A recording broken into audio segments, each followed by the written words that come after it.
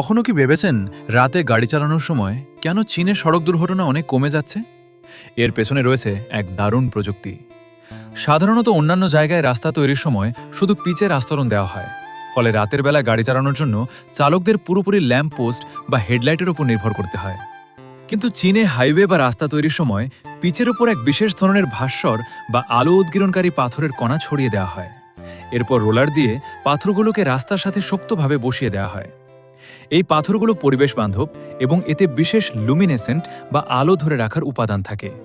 সারাদিন এগুলো সূর্যের আলো শোষণ করে শক্তি সঞ্চয় করে, আর রাত হওয়ার সাথে সাথেই এগুলো থেকে মৃদু ও চমৎকার আলো বেরোতে শুরু করে।